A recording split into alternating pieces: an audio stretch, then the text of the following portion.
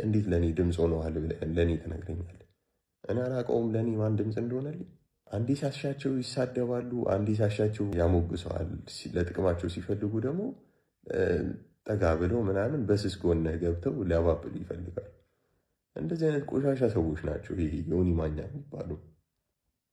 አንድ ጊዜ ድብን አድርጎ የሙስሊም መስጊድ ውስጥ ባንዲራ የለም የክርስቲያን ቤተክርስቲያኖች ውስጥ ደግሞ ባንዲራ አለ ምናምን ብሎ እኮ ያወራ ሰው ነው እኮ። አዎ በጣም ምናምን ብሎ በቃ ሲሪየስ ሆኖ ሙስሊሞች ለሙስሊሞች ካለው ጥላቻ በጣም የሚገርም ጥላቻ ነው ደግሞ ሰው እያለው በቃ አይኑ እየፈላ ነበረ። ስለ አንድ ባንዲራ አልተሰቀለም ብሎ ሲያወራ ነበሩ። በጣም ሙስሊም የሚጠላ ሰው። አሁን መጣና ደግሞ ኡስታዛችሁ እንደዚህ ምናምን ብሎ ተሳደበ።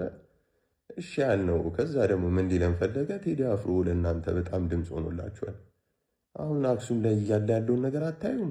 እኛን ሲበድለን የነበረው የአሁኑ ጊዜ ሳይሆን የዛሬ 57 ዓመት በፊት የነበሩ አመራሮች ናቸው። አንተ የምትፈልጋቸው አመራሮች እንዲመጡ የምትፈልጋቸው አመራሮች ነበሩ እኛን በጣም ሲበድሉን የነበሩት።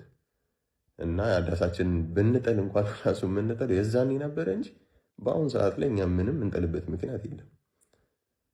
እንዲህ ለማንቀሳቀስ ምናምን ትሞክራለህ። ጭራሽ አንዴ ትሳደባለህ፣ አንዴ መተደም ለጥቅም ሲሆን እንትን ትላለህ። ያ ደግሞ ያሰብከው ነገር መቼም ምን አይሳካልህም።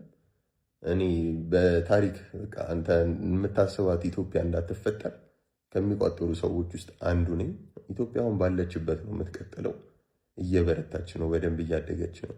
አሜሪካ ላይ ቁጭ ብለህ አንተ ሆድህን መንግስት እየነፋልህ ስራ ሳትሰራ ቁጭ ብለህ የመንግስት ገንዘብ እየበላ ባዳበርከው እውቀት እዚህ እኛ ስላለብን ችግርና ስላሳለፍነው መስዋዕትነት ሀገራችን በምን ያህል ጊዜ ውስጥ እያደገ እንደሆነ ሀገሩ እንደለማ ሳታቅ ስለኛ ስታወራ በጣም ታሳፍራለህ፣ ታሳዝናለህ። እና ዞሮ ዳስ የሚጣልበት ጊዜ አይደለም ብዬ ለመድገም ነው የመጣሁት። እንደናንተ አይነት ክፍታፎች ደግሞ ወደፊት እስኪ ያው ጊዜያችሁ ይደርሳል።